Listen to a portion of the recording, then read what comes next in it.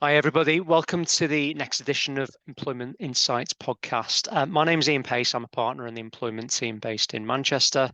I'm joined today by my colleague, Rebecca Kearney, who's a partner in our Liverpool office. Hi there, Rebecca. Hi Ian, thanks for having me. Today, we're going to report on the recent Supreme Court decision, which has been had a lot of press attention and is likely to have quite a big impact on employers, and that is the For Women Scotland versus the Scottish Ministers case. This case looks at the definition of sex in the Equality Act.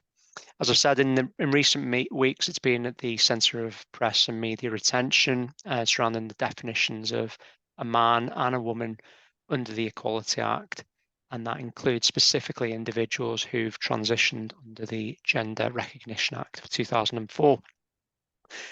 So I suppose a good starting place is to look at the background facts of the case, Rebecca. Yeah, absolutely. So this was a case brought by a women's rights campaign group against the Scottish Government. It challenged the guidance that when reporting numbers of men and women on the boards of Scottish companies for a gender diversity initiative, that companies should count transgender people in line with their acquired gender. So, guidance by the Scottish Government outlined that the legal definition of a woman or women is the same as that set out under the Equality Act. But the guidance continued to say that trans women, those assigned male at birth who have later transitioned to be female, who possess a gender recognition certificate, should also be included under this definition.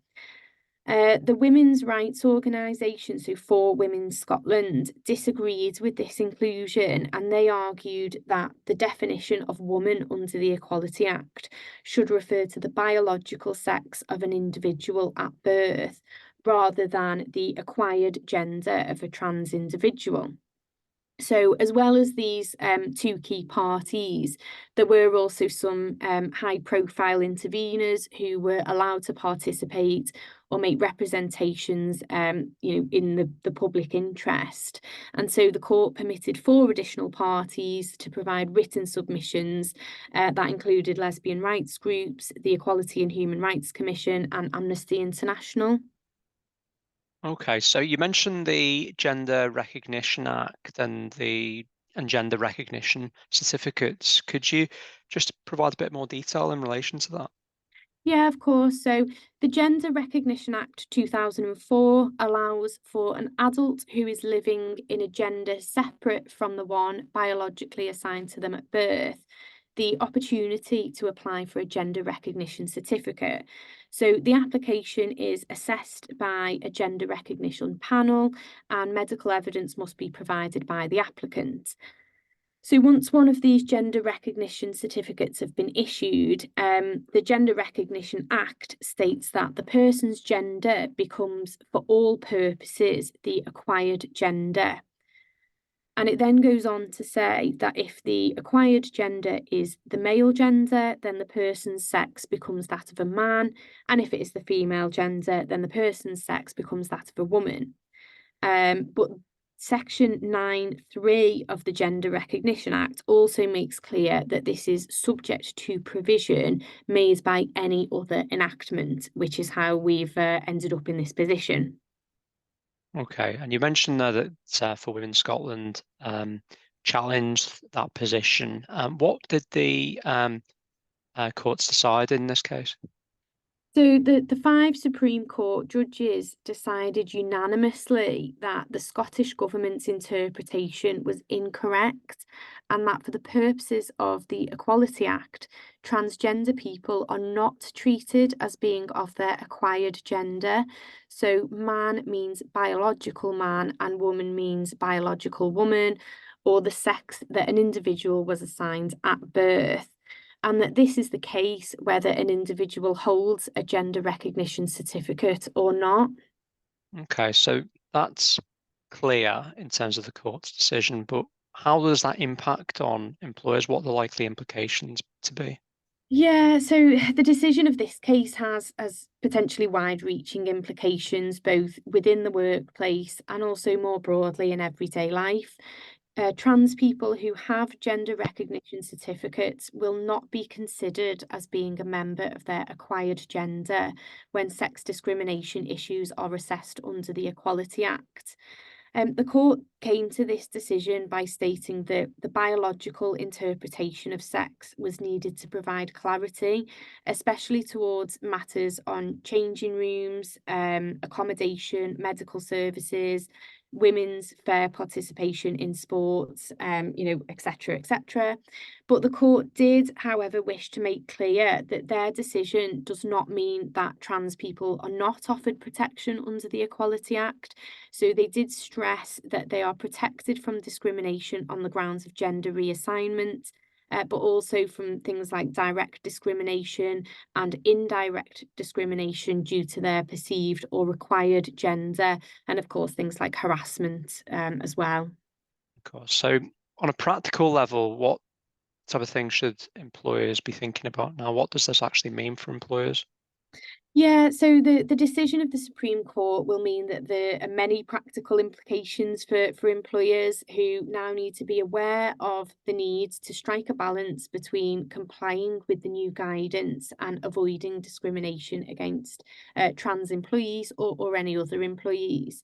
So employers will have to ensure that all employees, whether transgender or not, can be comfortable at work, and it remains important that transgender employees don't feel uncomfortable or isolated from their colleagues. It is going to require employers carefully reviewing and possibly revising their equality policies to make sure that they comply with the Supreme Court's interpretation of a man and a woman. This may include updating training materials or employee handbooks, for example, and things like recruitment and promotion. Employers need to make sure that, for example, initiatives aimed at increasing female representation are based on biological sex in compliance with the Equality Act and this decision. Employers will also have the challenging task of reviewing their policies relating to sex spaces within the workplace. So, for example, men and women's toilets and other changing facilities.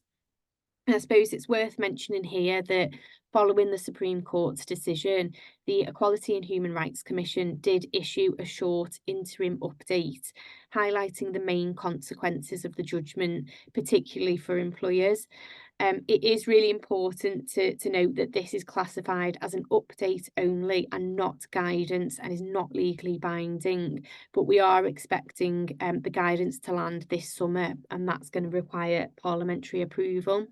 So the clear message really is that for example, trans women should not be allowed to use the women's single-sex facilities, and similarly, trans men should not be permitted to use men's single-sex facilities, as that would mean that they are no longer single-sex facilities.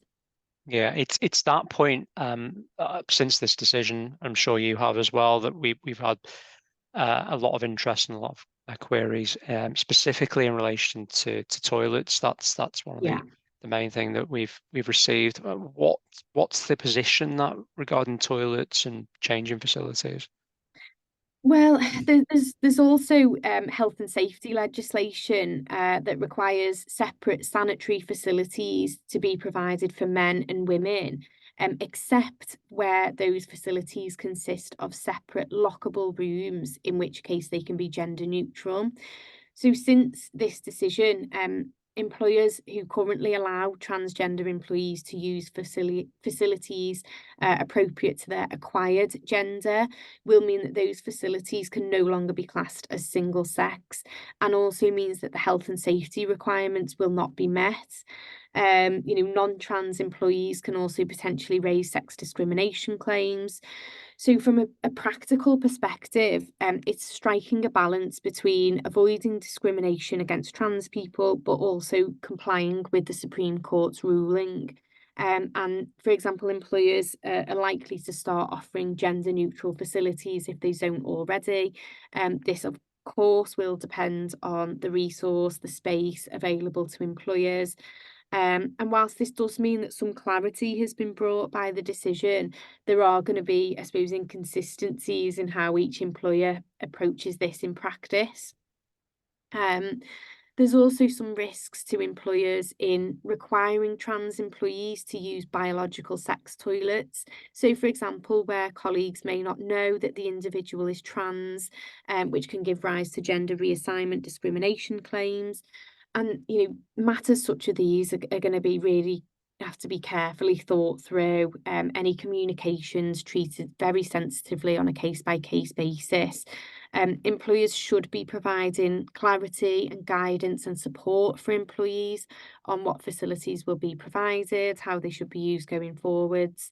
But it's absolutely crucial that employers remain conscious of their need to support trans employees within the workplace and to protect them from potential harassment and discrimination under the Equality Act.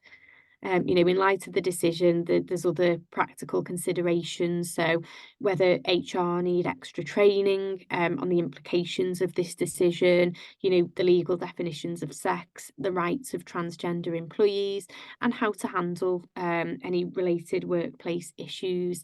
And of course, we would urge any employer listening to this podcast and considering these issues at the moment to seek some specific legal advice. I know here at Waitmans we have established a working party to deal specifically with these types of matters.